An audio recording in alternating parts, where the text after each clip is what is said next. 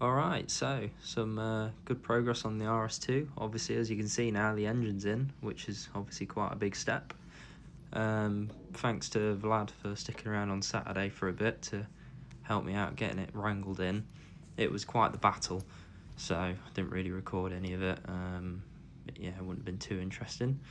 Obviously, we've got quite a bit of wiring to sort and a few other bits and bobs that we'll go through before we go for the first crank. Make sure we've got oil pressure and then go for first fire up. So yeah, here we go. Had a few parts turn up for the RS2, so a fresh set of rubber O-ring injector seals. So those are all on with the new shiny metal clips you can see there, the injector retaining clips from TPS. So those are all done. And the other bit that turned up was an oil pressure sender, which is just down here. As the old one got slightly banged up when the rod left the block. As you can see on the old one, this was the rod hole and the oil pressure sender lives just there, so it had a slight twist to it. But that's on now, should be all good. And I have lots of wiring to do now that it's in. So here's the majority of the wiring for the engine. All lives back here against the firewall.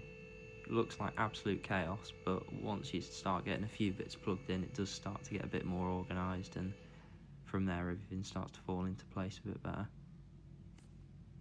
A lot of the challenge as well is remembering what went where, but luckily on this, as you can see, majority of the plugs are colour coded from the body loom to the sensors that come off the engine.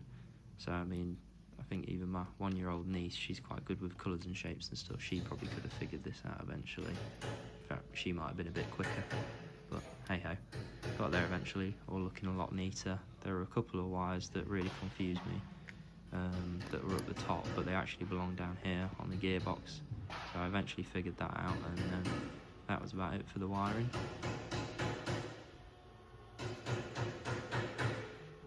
So with the majority of the wiring out of the way, there are a few more little jobs to sort out. There's a starter motor to go on, which is just up there, and the engine mount had to come off again just to put a little washer on there to space out the engine a little bit from the frame. And I thought I'd clean up some corrosion here, you can see, whilst the engine mount was off. And this is the little washer, just that bit there, that needs to go on just to bring the engine up a few mil, to bring it away from the subframe. So there you go, fresh bit of paint on there, new engine mount in that side, and the starter motor all sorted, and ready to have a go at cranking for the first time. So here we have crank attempt number 2 actually. Number 1 was a bit of a fail, as the starter wouldn't turn, and it turned out I'd actually put the spade connector on the wrong spade connector that's on the starter motor. It has 2 on it, but one of them you just don't use apparently, so if you put it on the wrong one you won't get anything. So for start here, I was just looking to get some oil pressure, which, as you can see there on the gauge, I got 0. I thought maybe I had a sensor issue. However, once I hopped out of the car, I saw there was a bit of a puddle of oil on the floor, unfortunately. So that was my bad. I'd hoped that the oil cooler thermostat would stay closed until the oil was hot, but it seems it's not actually a thermostat, it's just permanently open. So it did chuck oil everywhere, so we just put the oil cooler on here and we're going to go for another crank.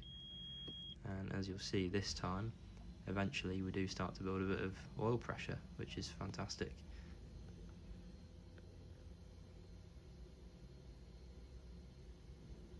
So with the oil cooler on, building up some oil pressure, all good now. So there was one last check that I wanted to do before we went for an actual fire up, which was just a quick compression test on cylinder 2. Obviously that was the one that had the carnage, and with the cylinder head off, it did look as though there was no issues with the valves or anything like that, but just wanted to do a quick check before we went for a fire up, and as you'll see here, plenty of compression. So.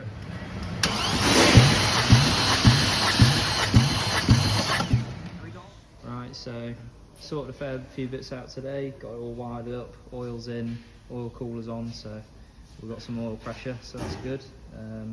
New batteries on, fresh set of plugs, so let's give it a crank and see if it goes.